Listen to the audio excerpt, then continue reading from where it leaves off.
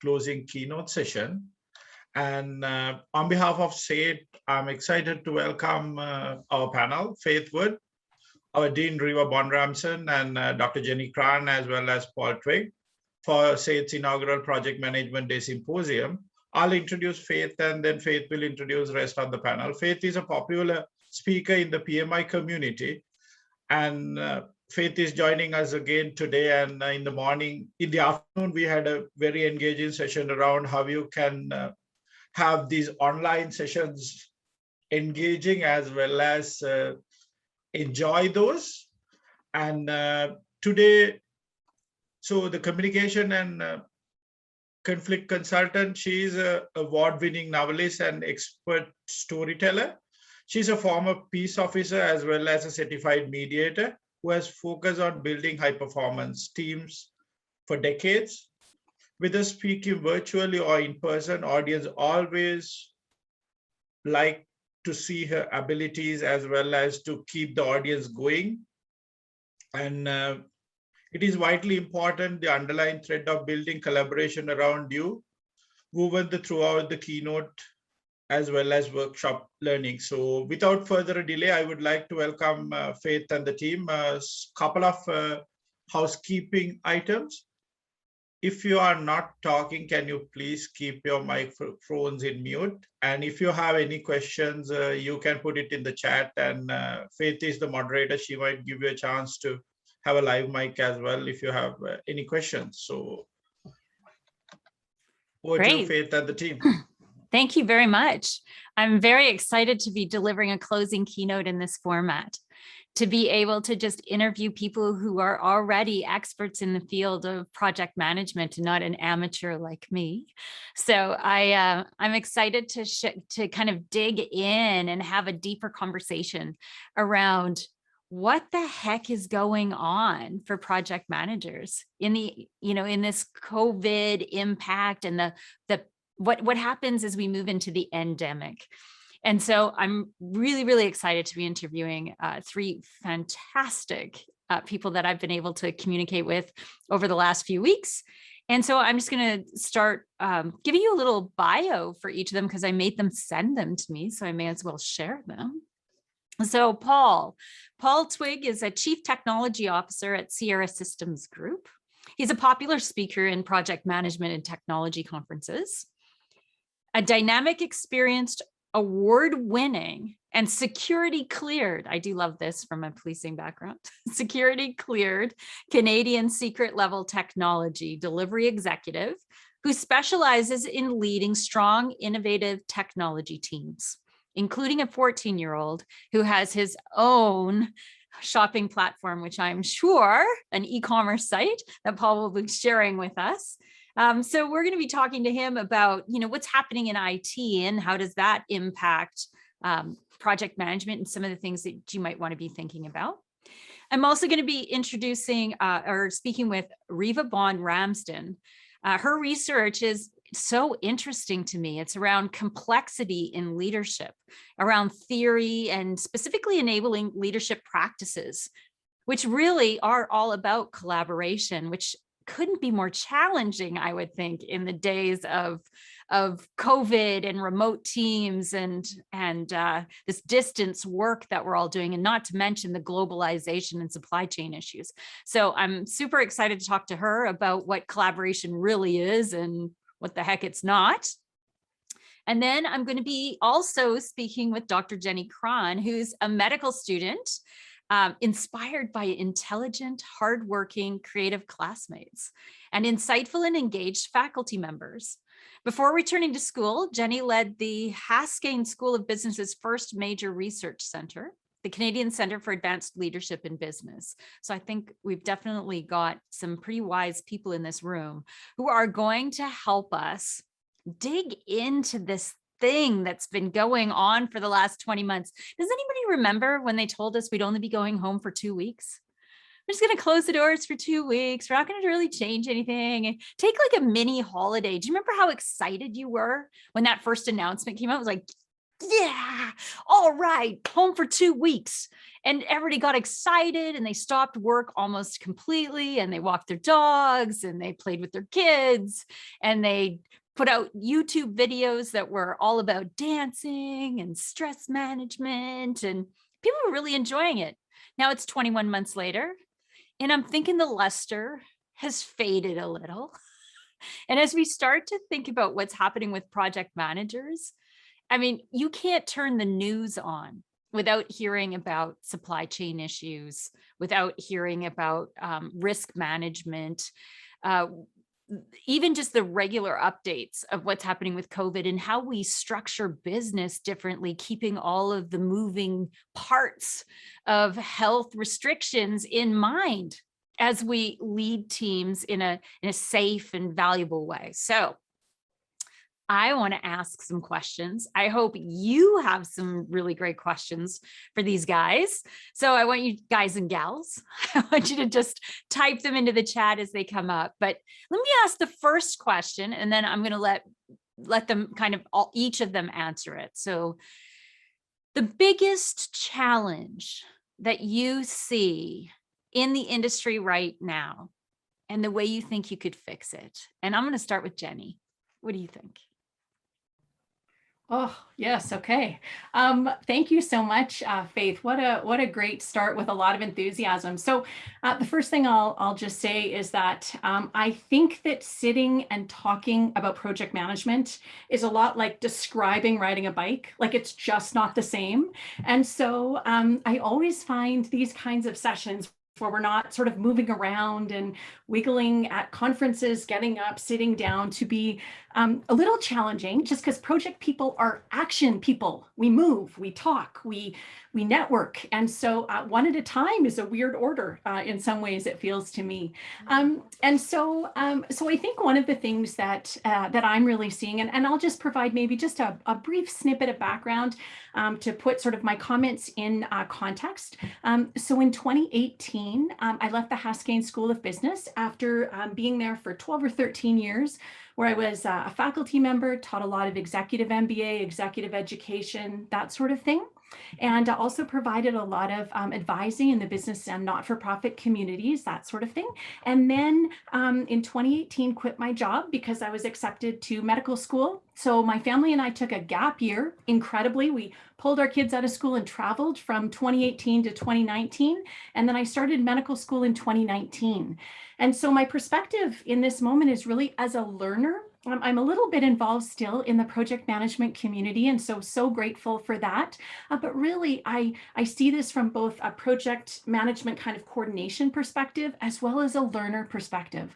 And so I would say what I'm seeing just in the limited opportunities I have and in my own learning experience is the amount and magnitude of change. So we are seeing so many changes that I think it's become a little destabilizing to individuals on the team. You know, it's very interesting. If you look at burnout research, we're hearing there's 50% of Canadians are burned out, something like that. If you look at burnout research, it really started in about the 1970s, and it was defined as sort of exhausted by making excessive demands on your energy and strength. And so very interestingly, it seems like we've kind of gone right back to that definition across teams. You know, I'm seeing people that are feeling this sort of destabilization because we don't even really, at least I find, I can't adequately order coffee anymore. I'm not standing in the right place. I didn't bring quite the right thing. I'm not sure what the order of operations is. And so I think even in the everyday things, we're feeling a little destabilized. I think some of these concepts are captured quite well in a book called What Happened to You by Dr. Bruce Perry and Oprah Winfrey. They talk about this sort of dysregulation, and it's this feeling of being out of balance. And I would say that's one of the most significant trends that's had the greatest impact that I've seen sort of across projects that I've participated in and learning environments that I've been a part of. Awesome. Keep that in mind, because we're going to find out what others are thinking, but I want to hear what you think the solution is to that. Riva, what do you think the biggest challenge has been in project management and kind of what you're noticing in the industry? Sure. So I've been at SAIT now for 12 years or so, so a little bit removed also from the day-to-day rigorous projects.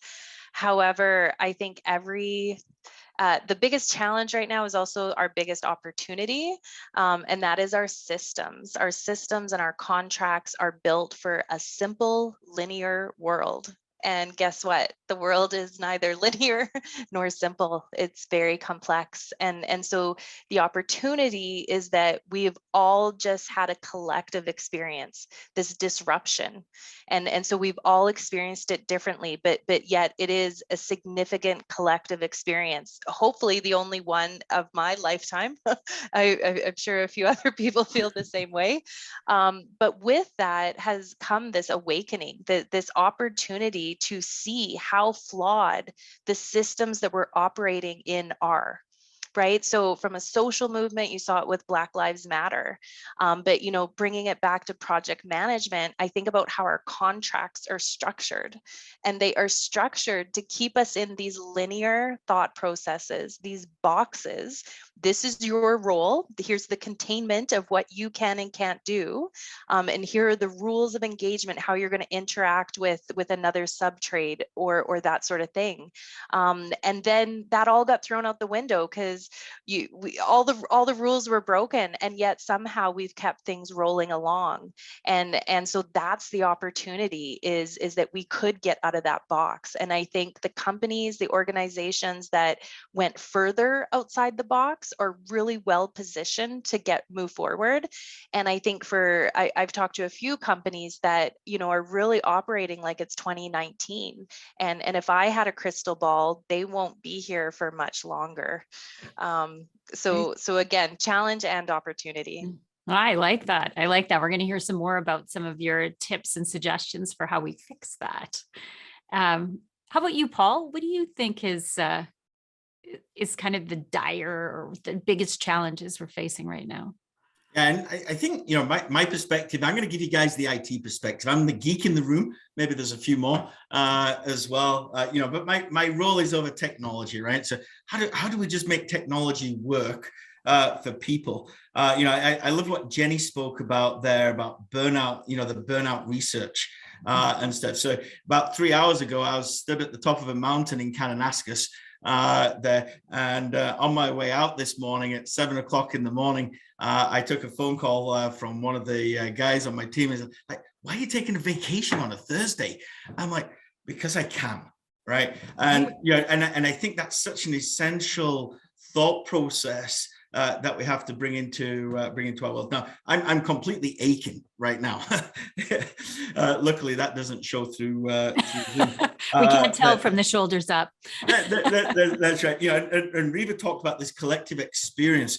So when I look at this, the number one issue that I think we've got in the project management, the delivery world right now is around culture and personal connection. Right? How do we just go out for lunch with somebody spontaneously? Right? How do we just have a conversation with somebody spontaneously? I look at my calendar and I have to block hours in my calendar so that I can just have spontaneous conversations in a week, right? You look at the big move, what the analyst companies are calling the big move right now, where even here in Canada, 30 to 40% attrition. That and I didn't say this, but over in India, and we have a large shop in India, 50% no-show day one for people. Think about, how do you manage a business? How do you manage risk? How do you manage a project that's got to have 100 people on it, when all of a sudden 50% of the committed people to that project are not going to show up day one, right? And I think that's the world that we're now dealing with. And I don't look at that and say risk, we've got to close it down. I look at that and say that's exciting, right? Because now we've got real problems that we can solve. We've got personal connections that we really have to focus on. And instead of taking, and again, focus is on IT.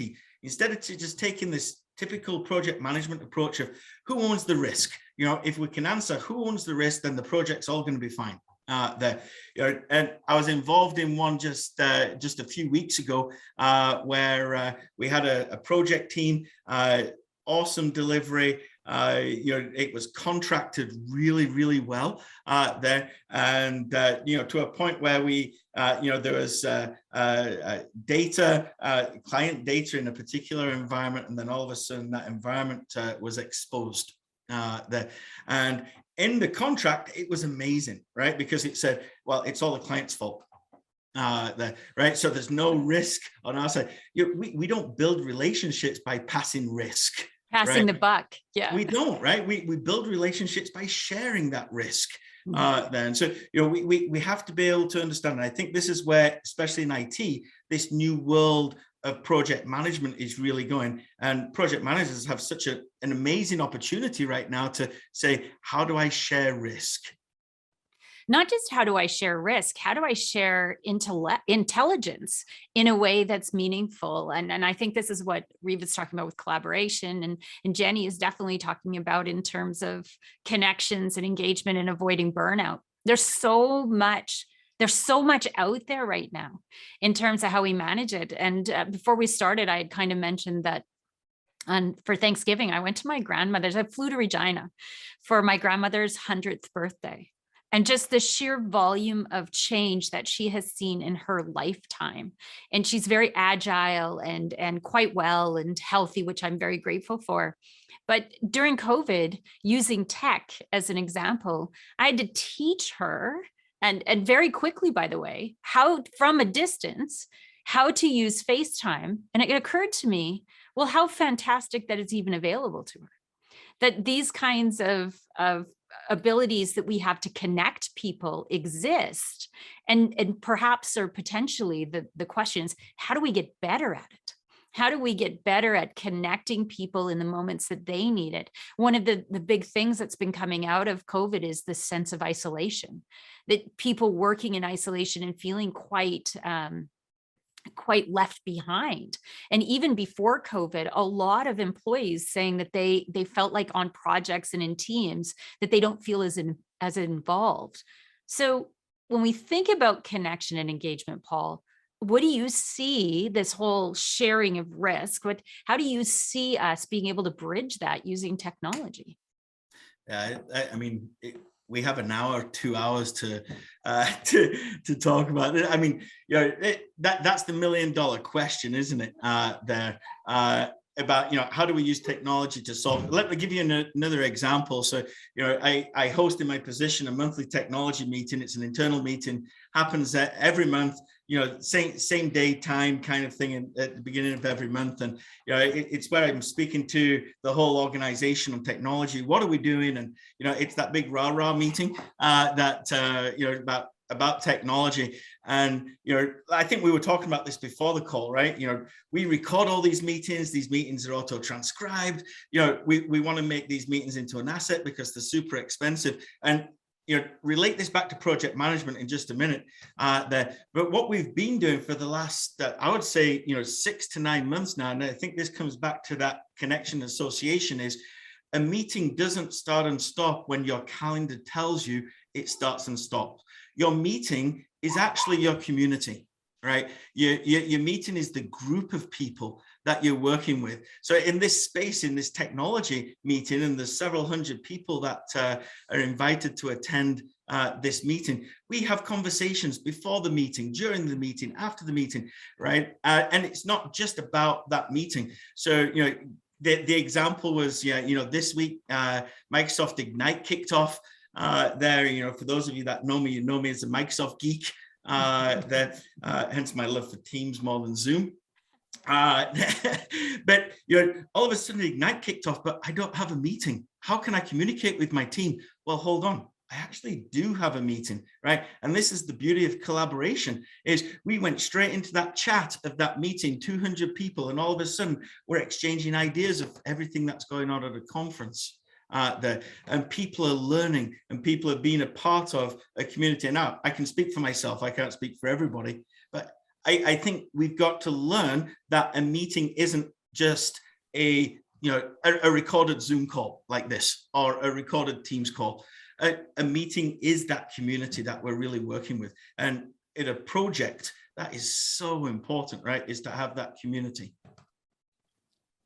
So then I'm going to kick it over to Riva. So Riva, how do you collaborate when we're looking at these? You know, I'm just going to use the screen you're looking at right now. If you're on gallery view, how do you collaborate with people who are on mute and are might be very interested, but you're not getting any of the cues? And so how do we collaborate in a world that looks so different, where, you know, there was a time that in the hallways going to a meeting, that was the time when things really happened, when you connected with your teammates.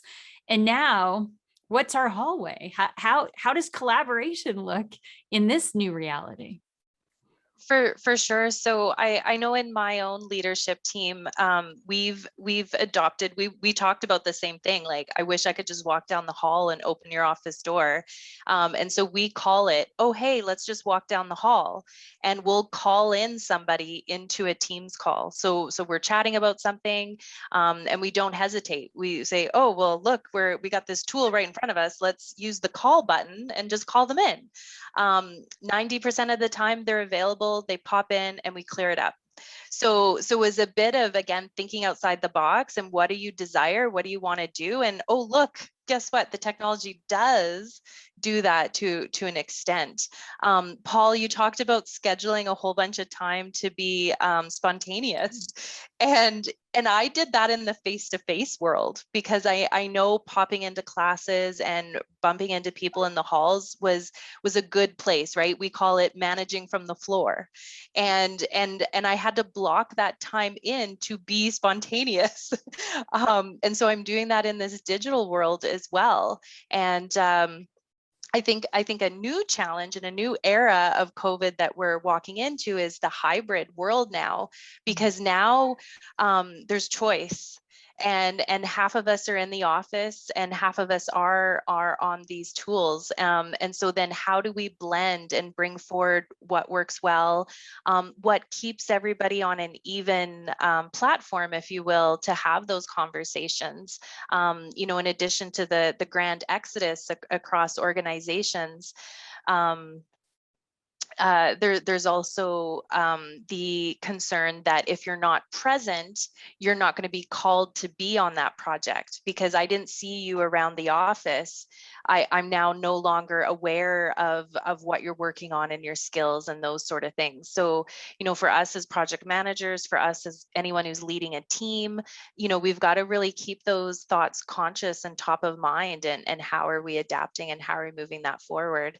And before I lose the opportunity, I always want to clarify, folks, there's a big difference between cooperation and collaboration, right? Cooperation is, I have a goal and you have a goal, we talk about it and we both achieve our goals. But collaboration is coming together, redefining the problem and exceeding our goals, right? So it's much more than a win-win. It's coming up with something even better, something that, you know, is innovative and creative and moves things forward. And I think this technology and what we've experienced is a useful avenue to pursue that. So it's interesting you brought up the hybrid meetings. So before I let you go, hybrid meetings have definitely started to become a new tricky part of engaging people. So when I'm just going to speak for the Rotary Club that I belong to, it has 100 members. Of the 100 members in the club, the minute COVID hit, we lost 50%. Not that they've stopped being members, but they stopped showing up. When it was all on video platform, everyone's in the same space. It was pretty easy to manage. But in the last couple of months, we've moved to the number of people that have a passport, that are double vax, that want to be in the space and have this camaraderie that's physical, like in the same physical space. And we still have the big screen up behind us with the faces of all the people who are digital. And I find that the biggest thing that happens is the room forgets about the people online. And so I'm just wondering, how are you navigating that in this world of hybrid? Because that is the opposite of engagement. You actually are almost making it worse when we ignore, put them on ignore, not deliberately or intentionally, but by accident and by virtue of being so engaged in the room. And so we've done a few opportunities where we've been able to host a large talk from a common space. And so there's, say, 20 of us in the space, and then we're projecting to an audience of 100. And I think it is easy to ignore the other. And so you do have to put it top of mind and know that you have two audiences now. And a third audience, Faith, is the asynchronous. And so lots of time you've got an audience that is logging in hours, days after the event. And so I've started to bring that into conversation as well. And if you're joining us a week from now, right? Welcome. Very good. Very good. Which takes me to the next question. And this one's for Jenny, because you were talking about this whole thing about being out of balance. And I could have laughed out loud when you said, I don't even know how to order coffee. I remember my first experience going to a grocery store during COVID. And it was almost like it was ruthless. You know, you have people who are stopping you at the door. You need hand sanitizers. Don't stand so close. Stand here. Don't you see the arrows on the floor? And we created this bit of anxiety for people, which I think is still lingering. So now that we're into the double passports, people are almost afraid to have spontaneous connections because I don't know if I can invite you to dinner. Are you double vaxxed? Do you have a passport? Can we go someplace publicly? Are we too many? Are we considered cohorts? Are we not cohorts? Like there's this huge amount of, when we first started in leadership talking about a VUCA world, right?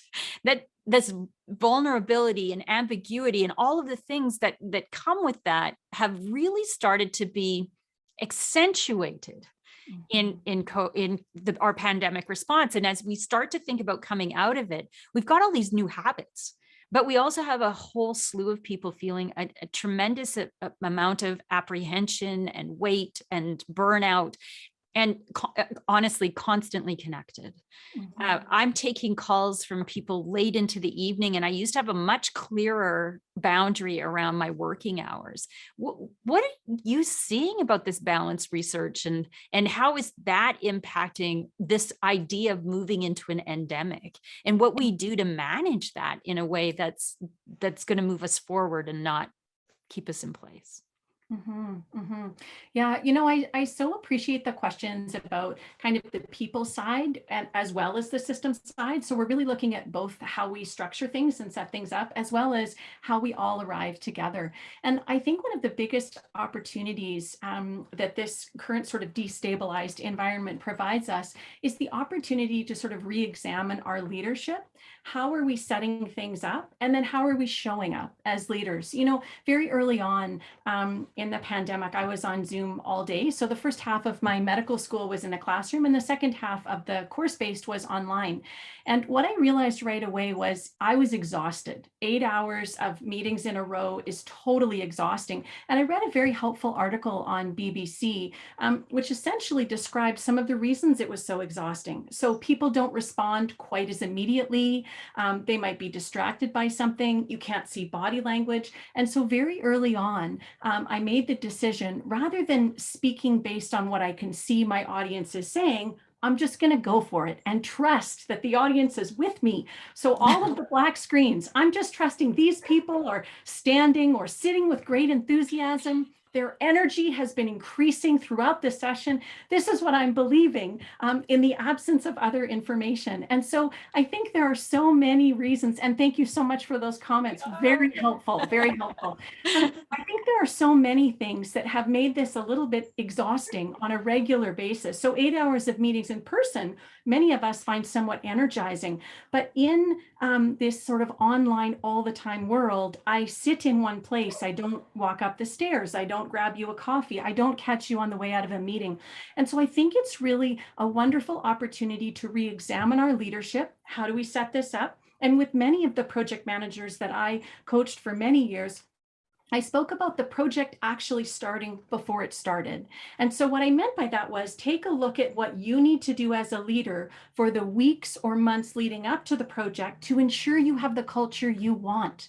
And I really challenged people to think about, how does it feel to be in your meeting? How does it feel to be on your team? And I think in an in-person environment, we really we really think some of these things come a lot more naturally than in an online environment where everybody on the screen is kind of 2D. And so I think it's going to take some creative reflection about how we recreate some of these things. Obviously, we can't do them maybe as well, we can't do as many, but what kind of sort of creativity and creative thinking can help us to get there. One of the things that I've found, for example, is I will often stay on a call. Even today, I will stay on a call when everyone else has left. And what I find is meeting rooms have people that kind of hang around. Now, some of them have turned off their camera and gone for a walk, but some of them are actually still in the meeting room. And so I find those environments a really neat opportunity to connect with people. And Faith, if I could just share one more quick thought.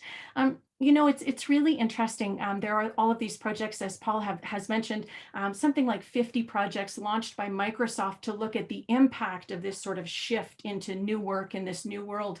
And one of the concepts they talk about is loose ties. So strong ties would be people on the same team, people with the same background, people in the same department that really have a lot in common and work frequently together. But these loose ties are maybe with people, you know, you see on the way out of a meeting or you see as you go to lunch. And one of the incredible and valuable things about these loose ties is they're with people that are very dissimilar. And so when you listen to their perspective, it actually really sometimes challenges your thinking, gives you great new insight. And so how can we reintroduce just some of those high value personal moments where I'm asking about your mother and how the birthday party was, for example, or those great company ideas that we get from these loose ties that we've sort of lost as time has gone on? It's a great question. What action can we take? So I would just say, re-examine our leadership. Am I a good listener? Re-examine our structures. What are we doing to make this fun? As Paul mentioned early on, every time I smile at the screen, he believes it's for him. Fantastic. This is our new thing. How do we continue to create that even in an online environment? It's such a challenging issue, isn't it? You know, in terms of how do we remember that there are humans on the other side of the project? That there are people with anxiety and worries and doubts and hopes and dreams and ideals, and everyone wants to kind of be a part of something that just takes off and does something amazing, something magical. But we're also afraid of breaking the rules. We're also afraid of, you know, upsetting the apple cart, as they say. And I think that given these, you know, even the discussions around the rigidity of passports and vaccines, and although they might be good, just as Reva was talking about in terms of systems, it might be great in terms of we're wanting to get everybody back to work, but they're also creating a lot of rigidity in responses for a lot of people, feeling very pushed, a very push-pull kind of discussion that's happening worldwide. And so how does that impact us as leaders, as influencers, as decision makers? And so I'm going to encourage the three of you to take your mics off, and let's take the mute off and have a conversation about what are we going to do about all this stuff? Because I think that the panel of black screens really wants to know, okay, I'm all for flexibility and agility, but how and what do we need to do, and what should we be investing our time and energy in? Maybe I could share a thought that there's a, you know, being a part of our leadership team in Canada, you know, we're as a team united in personal choice is so important. And so at the beginning of the pandemic, we sold, well, I think 8 offices in Canada. We just got rid of them completely. We still operate in all of those cities there. But at the same time, we made sure that there was an opportunity for any staff member that needed it to be able to go to some hoteling station in one of those cities, right? Because choice became really, really important with that. You take a look at meetings there, you know, yeah. In fact, I think one of the questions there talks about percentage of people, you know, and maybe I've answered that question from an NTT data perspective. We believe 20 or 30% of people are going to return back to the office, but it's going to fluctuate. It's not going to be the same people all the time. It's going to be when somebody needs to or when somebody wants to, and we've got to make it work. The concepts of hybrid meetings, this is where life continues, right? I mean, this is what we've got to really focus on. And I've always asked this question to myself as a leader is, why do I need somebody to attend my meeting just to get the information that I'm speaking? Am I really that important? Right. Right. Could I have sent an email? Well, I could have sent an email, right? And that's the benchmark, I think, for knowing if this is working inside your organization. Is the amount of email that is being sent reducing? I monitor my personal email, right? I mean, Microsoft do it for me through all the insights programs and things, but that's my goal, to never have to send an email, right? I never want to send an email. There's nothing collaborative about it. Right. Right. So, I think that becomes key when we're looking at this flexibility and agility, right? And I come back to that. There's got to be choice. So as a leader, when I'm making a decision to do something, I've got to make sure that there's a choice there so that somebody else can choose, or people can choose one way or the other. And we're in a world right now where that's not seen as the right way to go, right? I'll share that SAID is working on their hybrid and come back to campus and all those pieces, and I think for anyone who's gone through post-secondary school, there's something to be said for that experience, right? And maybe it's not your scheduled class time, but certainly you remember the gym, the rec team you were on, the pub. Let's be real, working late in the library with your fellow students, all those pieces, and so we're struggling to figure out how do we recreate a campus culture and a campus experience. And we've prioritized the face-to-face things that are very structured.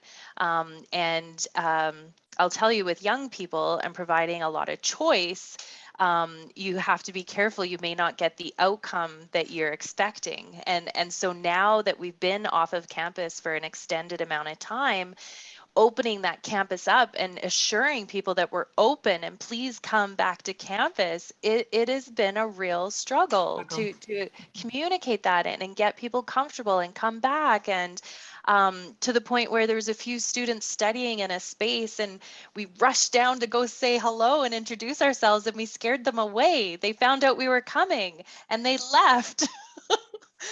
And so in seriousness, though, we need to figure out, okay, what's a meaningful experience to come back, and I think we've created meetings that are effective using these platforms, but I would argue there's some true collaboration. I'll tell you, I'm jonesing to get a whiteboard and be with 5 or 6 people, and everybody's drawing at the same sketch, and we're wiping and changing, and to me that's collaboration. And I have struggled in this online world to recreate that level of problem solving and working together. But geographically, the advantages of these platforms, we've had guest speakers from Texas, from Toronto on a regular basis, Edmonton all the time. Those things would not have happened. And so there's the pros and cons, and again, how do you move forward with that? Mm-hmm. And I think also, in addition to the incredible advantages from having speakers from all over the world, that sort of thing, there's a practical reality of learning new skills. So in the past, we could come in and manage a project or help people manage a project as an advisor with a known skill set. And I think that this skill set is expanding both in terms of leadership and people related skills. So better listening, more emotional intelligence, providing communication that's more sort of how are we going to collaborate, that sort of thing. As Paul says, meetings that aren't something you could have captured in an email. And then I also think there's this whole new skill building piece of running an excellent Zoom meeting. So what does that look like? You know, every year I teach part of a graduate course on campus. And in the online world last year, 100% online in the fall, I realized that this course was going to deliver half the value unless I could come up with a radically new way to do things. And so in fact, worked with an education partner that ran all of the technology. So it actually took twice as many people to deliver the same value. You know, so I think that one of the things that's challenging is we're asking project managers and project leaders to expand in these areas, both in terms of people related skills and in terms of these extra meeting and coordination skills. And your supplies aren't arriving on time now. Yes, yes. Yes. So project scheduling has become quite fascinating with the supply chain. It's Yes, a that's moving an excellent target. point. Yes. Paul, you were going to say something. Oh, way too many thoughts with that. You know, one of the things you reminded me of, Jenny, I think when you were talking there is, you know, we have what we call our developer swap teams, and you know, just like swap, we drop them into an environment that's a little sticky. Then they go in, they do their stuff, and it might be a few days, it might be a few weeks, it might be a few months, and then they come out and they're constantly moving together as a team. And this is one of the things that we've had to learn during the pandemic, right? Is, you know, if we keep moving people around like chess pieces, their relationships don't get created because we're not able to create those relationships in the virtual world there. So, you know, we put these teams together, and it's interesting as they go into a new opportunity. The very first thing they do is set up an 8 hours meeting on Zoom, Teams, somewhere.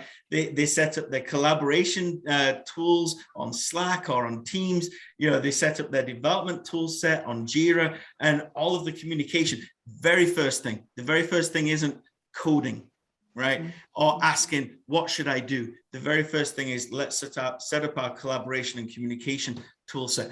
And you know what? And I've watched them do this, and it's amazing, because they have these like 8 hour meetings, and all of a sudden somebody pops into a meeting because they got a question, and then everybody's receiving these pop-ups on their screen, and everybody pops in, they have the conversation, and then they leave, right? But the meeting still exists. And then all of a sudden somebody's typing, right? And there's a conversation happening. And I think it's that flexibility and agility that we got to get with.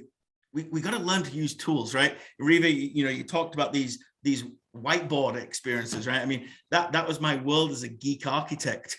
Give me a whiteboard and a marker, and we'll draw any boxes and circles to make any system work, right? At least that's what we let people believe. That, you know, and so now everybody's like, oh, virtual, go to Miro, right? Or one of the other tools that are out there. It's not the same, right? It's not really not the same experience. I'd argue that one of the big challenges is people expecting the online tools to work the same as the systems that they're used to. Yes. Love it. And this was a major issue, you know, for all of those old people in the room, Old virtual people, room, dinosaurs. when there were a lot of projects, when the outsourcing to India thing hit. And there were no Zoom meetings at that time. So you were having phone calls and emails with a disembodied voice at the end of the phone. Yeah. And that was even more challenging than the current, hey, at least on a Zoom meeting, you can, one sec, you can pop your camera and pull out a sheet of paper and go, this is what I'm thinking, this thing right here. Yeah. And that's possible to do digitally, but can be very challenging.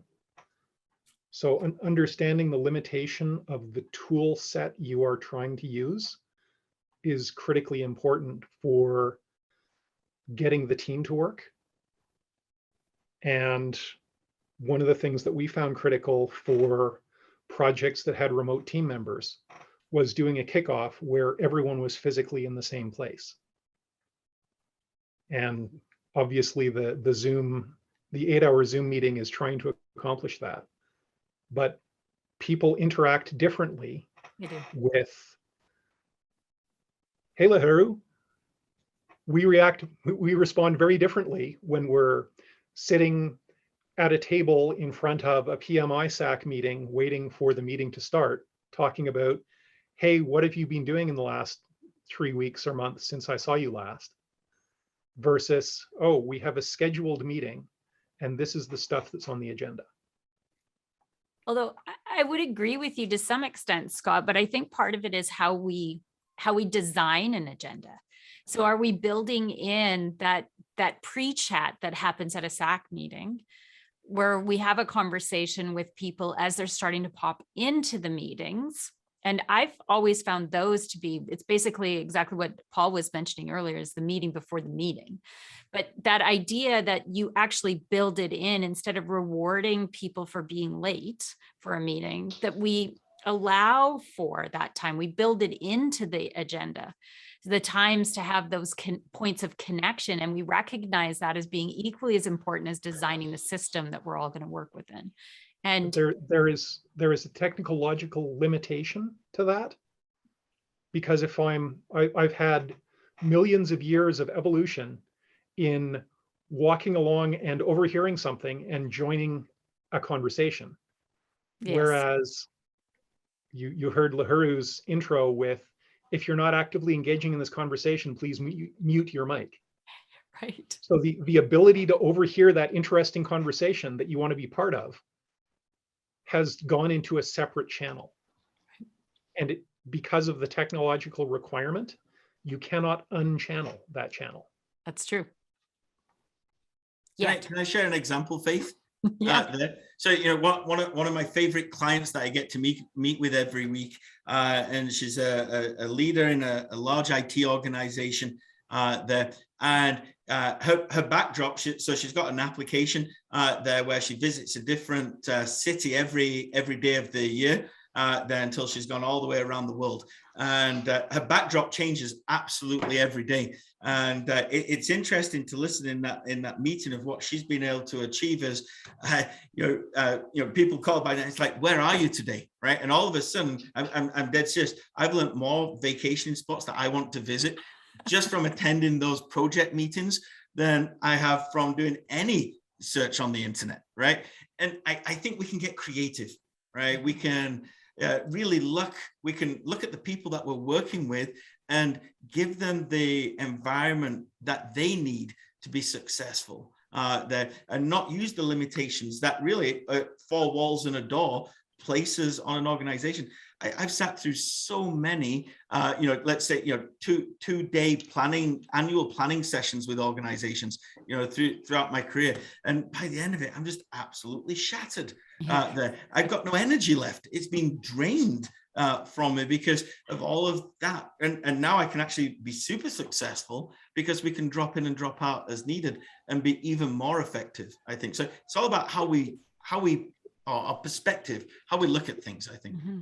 Mm-hmm. And coming from the building industry, I'm quite fond of physical spaces, and hope that that this evolves how we design spaces and how we use our spaces. I was watching a documentary last night about memory and how memories, one of the places that stores them it's associated with the place you were at. So that's actually the most reliable memory you have. And I was thinking about this phenomena that I've been experiencing, I'm sure many of us have, is like, what day is it? What month is it? What year is it? I've gotten the year wrong more times this year because just my sense of time has been lost because I've been in this chair so often. I don't have geographical landmarks anymore. And so physical space is very, very important. And what I'm really excited for is how that evolves. Because Paul, I agree. I think meetings and this virtual platform is so efficient and so effective. But as someone who's very fond of buildings and physical space, I'm excited to see how we evolve them. You know what I could be wrong. If I could add just briefly a comment, but my belief is this: I think hybrid meetings will emerge very quickly into some sort of hologram experience. When I look at the technology trends, I would suspect that within less than 5 years, there'll be a host of hologram meetings in a host of either physical settings or remote idyllic settings around the globe. I expect this will be the norm. It's a pretty cool concept. I've seen it done well. I've seen it done poorly. Well, and mix that, and this is for all you guys, all you project managers on here, right? Make this work, right? So mix that hologram experience now with RPA, with robotic process automation, and that level of automation that can look into somebody's calendar and move meetings around and schedule things. How much time do you actually spend in a calendar scheduling meetings? You'd think in 2021 would be beyond that, right? Yeah. And I bet if we add that up on this call, we spend a lot of time collectively in 1 week scheduling meetings. But why, right? It's such an easy thing for a virtual robot to be able to do. Yeah. So what are we going to ditch? What have we been doing traditionally and that now is just getting in the way?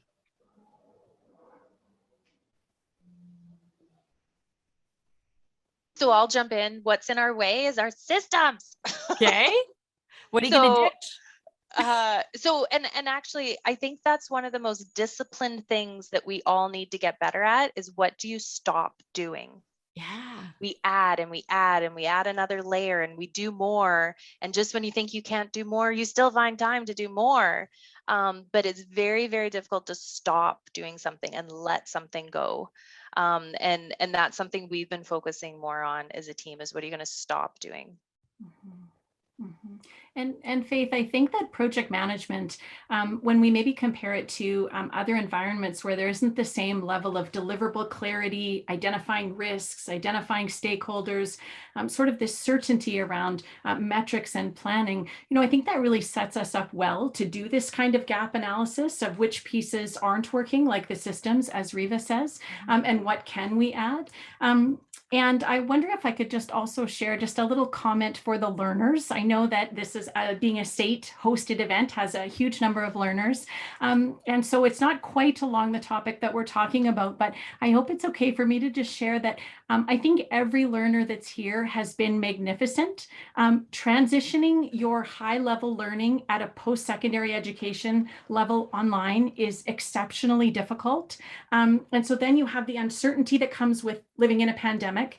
Added to that, you're now learning everything online, which may not be your skill set. Added to that, you're now also learning all this new information. So just a shout out, I would give them high fives. Again, I know their energy is just super high, yay.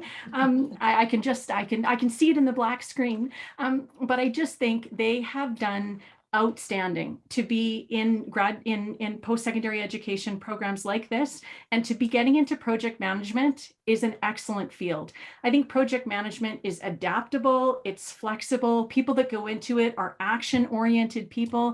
This is a wonderful, wonderful field to be a part of. And so attending this kind of event and being exposed to this kind of information, I just think is foundational to careers. One of the things I would also encourage us to think about as we go into this world with holograms, with the VR, and I know Paul will help us lead the way on that. But as we go into this future, I wonder if we also might give some thought to how we incorporate the expertise of junior learners. I think junior learners that are new to project environments are sort of given deliverables that can be done independently, that can be done kind of over to the side, that maybe aren't as central or anchored to key parts of the project. And so I think that's an important thing to remember as well. These are people that have slogged it out, educating through a pandemic, and finding ways to incorporate their expertise early on, I think would be enormously helpful. Thank you. There's a question here before I let you go. It says, is there a fear that PMP will not hold the same value? I'm quite fond of credentials. I don't think a credential in the short term is going to lose its value. I think you demonstrate so many skills in not just obtaining, receiving the end credential, but in the process you follow to obtain that credential. PMP is quite rigorous. Global institution. I can't imagine, like, Hiru's biting his tongue. He wants to comment, but I can't imagine it losing its caveat in the short term. I would also agree with Riva. I have a PhD in project management, and I have found in an industry environment, a PMP is regarded as understanding an industry and perspective and has been essential. So that in some places has been more significant for people I've worked with than a PhD. So I think it's been highly regarded. And I think it's also recognized globally as at least understanding sort of foundational concepts, having been involved to some extent. So I agree with Riva as well. Paul? Yeah, high five to Riva on that one, right? When I set off on my career quite a few years ago, I I said to myself, certification is going to make the difference. And in the first 10 years of my career, I passed over 70 different Microsoft certifications and became the Microsoft geek. I actually knew nothing. I just passed the exam there, but it gave me the confidence to be able to do things with it. And, you know, I joke around, I knew nothing. That was my world there, you know. So, you know, whether we're calling you a project manager, whether we're calling you a scrum master, you know, or any of the other agile kind of flavors or different methodologies out there, these certifications are huge. Right, because they drive principles, you know, and keep in mind, one of the first exams I passed was Visual Basic 3. There, just saying, and many of you may have not ever heard of it there, but right, I passed it, and there are principles I think involved with getting certifications that even though the approach changes, the technology might change, you'll take those principles with you, and there'll be a foundation for you, and ultimately drive success. You know, I tell you, as a company, NTT Data right now, we would hire any excited project manager that's out there. And I'm not trying to steal anybody's stuff here. We don't do that kind of thing. But to show you how much value we put on project managers, because at the end of the day, you know, project manager, scrum master, you know, whatever label you want, you're going to drive the success of that team together, right? And it's up to you to unite that team and be able to get that successful piece out of it. I know I've often told people that in an era where they're restricting your movements and they're restricting all the things that you can and cannot do, one thing they can never take away is your knowledge and your education. So investing in education is always going to serve you well in the long run, because it's just something that no one can take from you. You have it. And such a valuable piece of information. And, you know, I think that the pandemic, there was a lot of people who for a year basically sat down and rested and took a break. And then there were those people who spent the year really investing in learning new technology and learning how to do things differently, and invested in time and space. And when you start looking towards advancing your career, I believe leaders will be looking at who did what during the pandemic and in this time of great change. And so if you can demonstrate what you've been doing, I think it can only serve you in good stead. So we have one more person who didn't tell me what he was ditching. Paul, what do you think we should let go of? What should we let go of?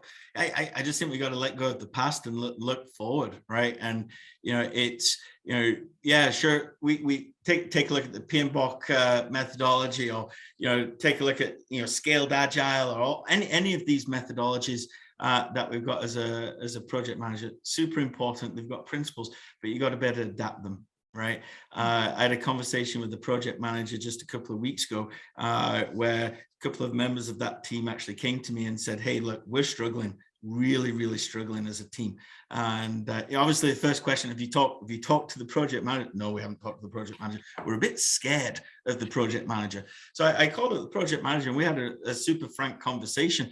And he committed to me all the way through that meeting. Is like, I had absolutely no idea. I'm going to go correct this problem. And literally same day, the team and the project managers coming back saying, man, now we know, right? And it was just a little bit of communication and get to know each other, you know, because I think if we focus too much on thou shalt and this is the way it has to go, we can't be creative enough to be able to adapt to the people that are going to be joining our team. You know, we talked about young talent, right? That's coming in to, you know, especially IT, right? You know, we see a lot of that straight out of university, you know, throw them into a multi-million-dollar project with all of this risk, and there's this massive team, and we're saying, hey, go work as a team, right? And we're like, hoping, you know, fingers crossed that all their project work that the professors had given them to work in group projects now actually paid off, and they weren't just cursing other members of the team, because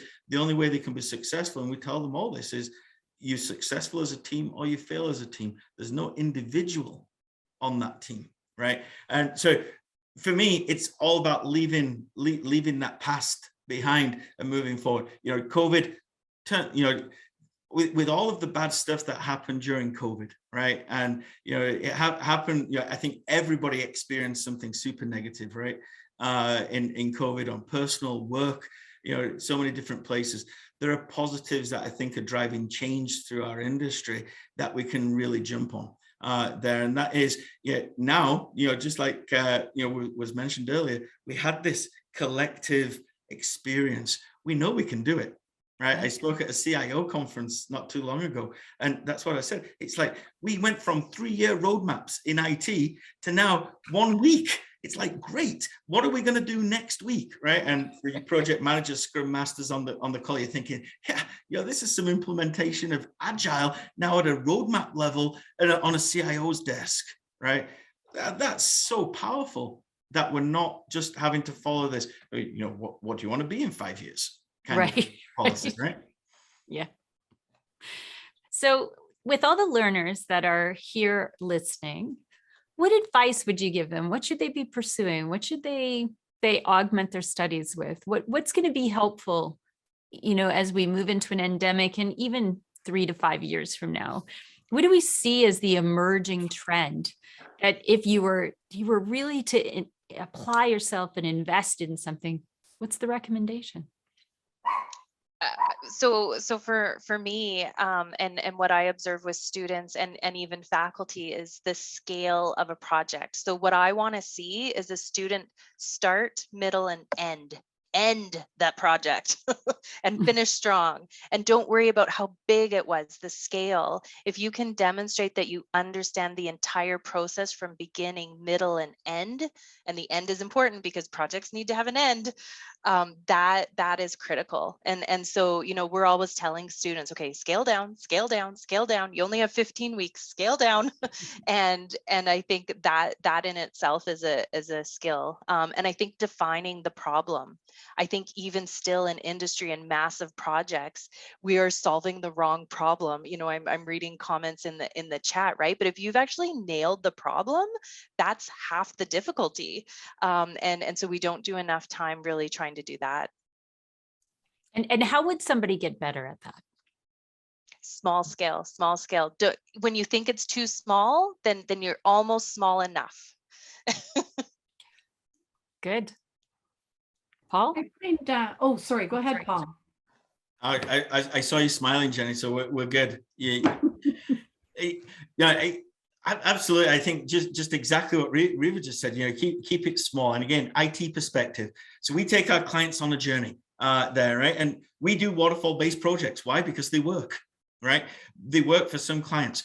We do agile-based projects. Why? Because they work, right? They work for some clients. And that's our methodology, is what works for our clients. And we take them on a journey there. And one of the, two stories quickly, real quick stories here is, one of the stories where, a client was seeing every 3 months a new build of IT systems going in, right? And I think this is the change, is what does a project manager, a scrum master focus on? Are they focusing on tasks, activities, risk, budget, and all of those things? Or are they focusing on business outcomes?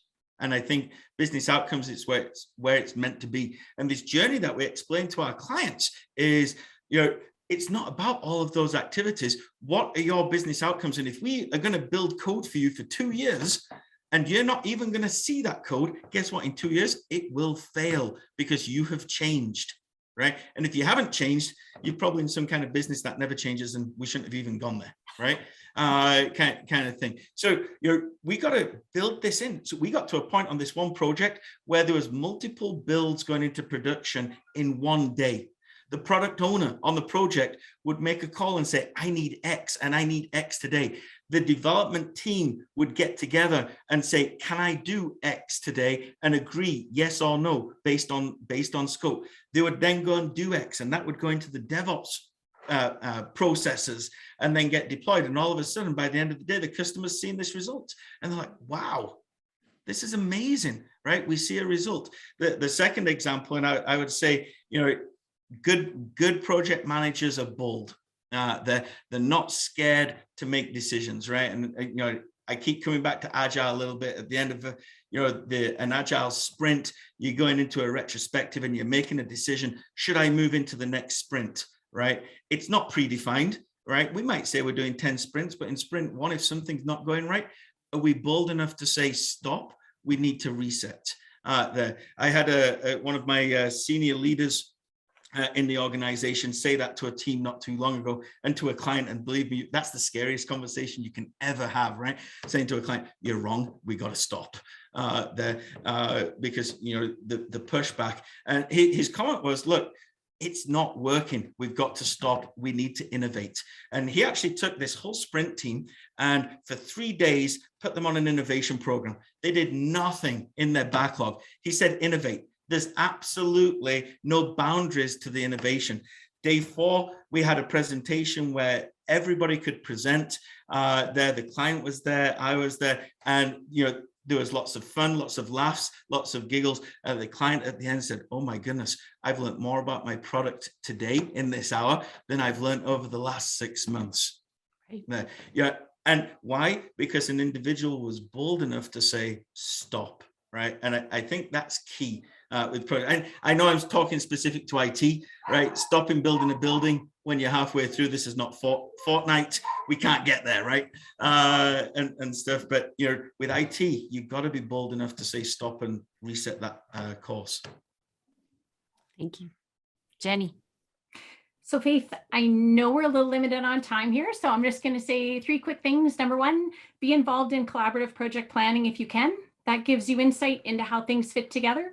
Number 2, watch project managers that you consider to be highly effective and try to understand specifically how they make decisions, because that will show you what they believe to be connected within the project. Exceptional project managers can immediately see connections among every part of their project. So watching them make decisions, I think, is a real opportunity for learning. And the third thing is understand how the project contributes to the business or organization. So what is it that your project is delivering and how is that valuable, so that you don't lose that critical link between the business and the project.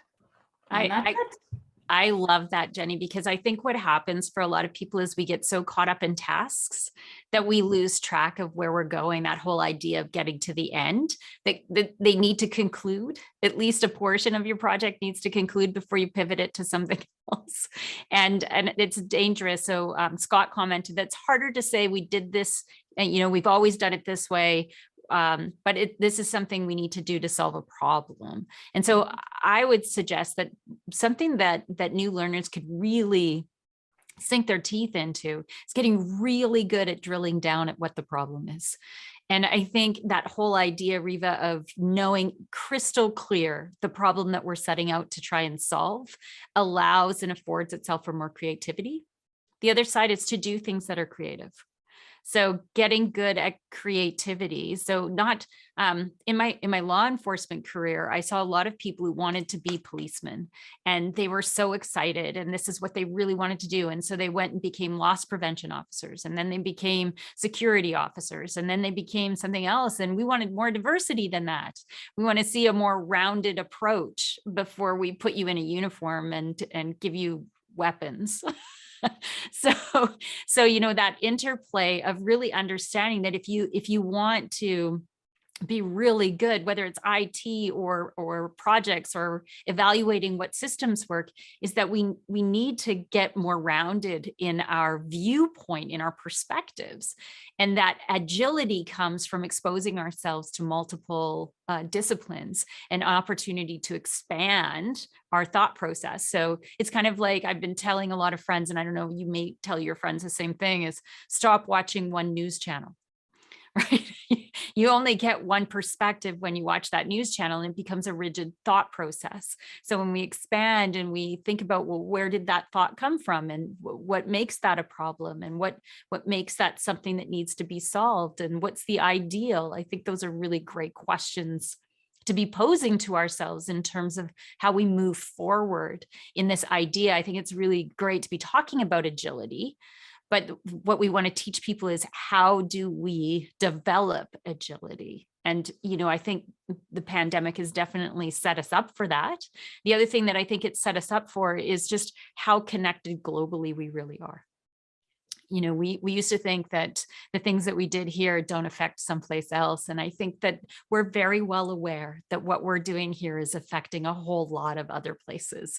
And so whether that be in IT or other projects, we're setting the stage for a new way of deliverables and a new way of thinking. And I'm just so appreciative to all of you for bringing your intelligence and your talent and your ideas here. So I'm going to give you one more round.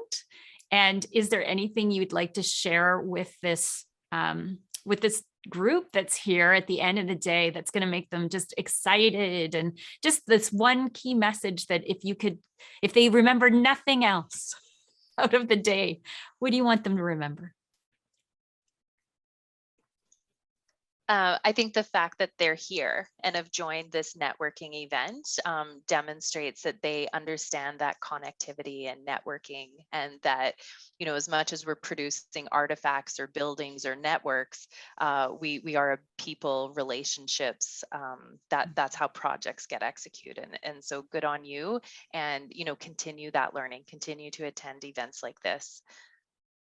Great.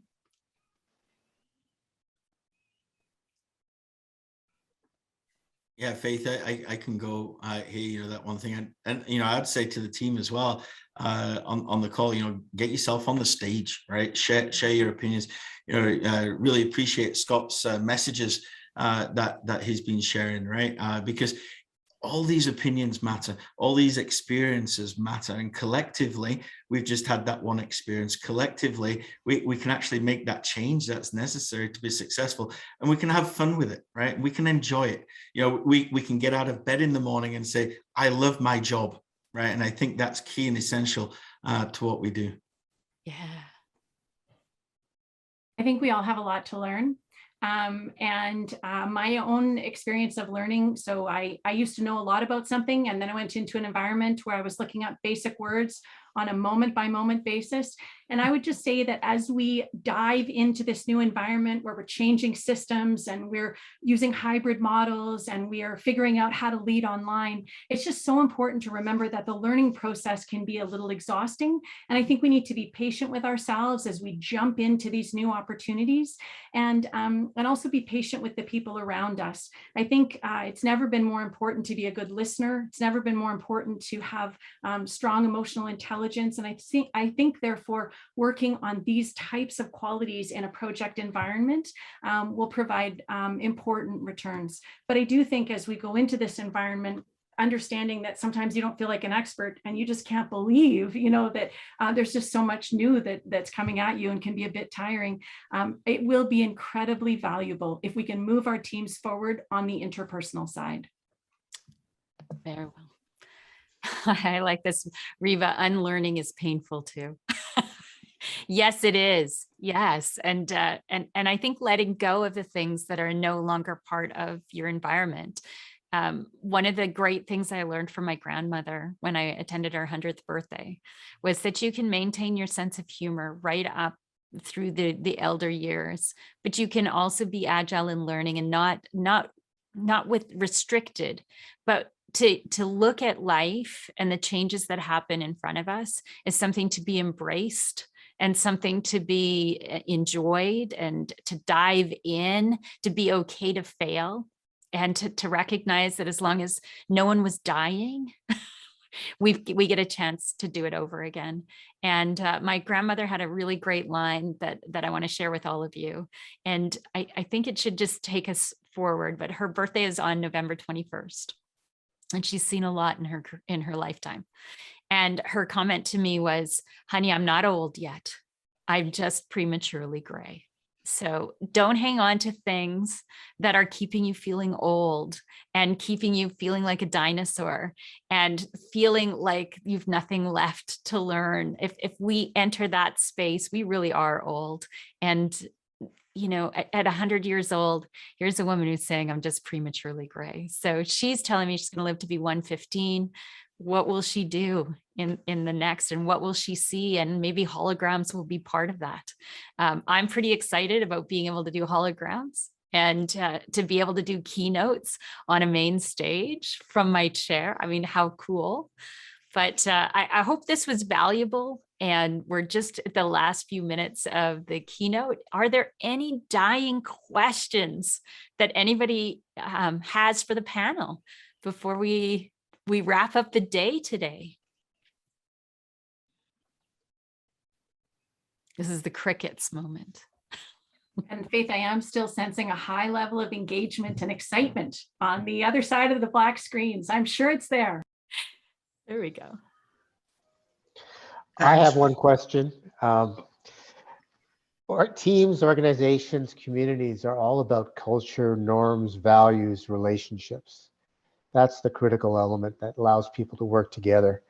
How do we reinstate that in this new world? Because, you know, we have people who aren't coming back. We have people who have changed. How do we recreate the culture, the value, reinforce these things? Because that's ultimately the great strength of any organization or team. Great question. Who'd like to tackle a response?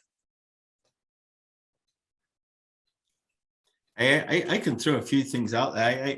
It's the $1 million question, isn't it? Really, I mean, you know, I think if we had the answer in a book, that book would be a bestseller. Maybe Faith, this is your next book that you're writing for us, right? But you know, everybody's different. The way that we operate with people are different, and I think that's this new world order is, you know, we've got to enable those kind of connections to be able to come together, you know, through technology. I would love it in this meeting. I'm not going to ask because it's not my meeting. Everybody switch on your cameras, right? And let's engage. And you know, let's be able to see each other and where we're at. And if you've got a cat or a dog and it's barking or meowing or jumping on your desk, fantastic. You know, if you've got a kid on your lap, great, right? And I think this is the world that we have to get to now to enable people to be able to think and feel safe at work. That allows them to then ideate and amazing things happen. Love it. Love it. Actually, we are sorry, 10 minutes over the allocated time, and sorry to jump in. I would like to thank the panel, including Faith and Dr. Jenny, as well as Paul and Riva, on behalf of SAIT and the whole organization.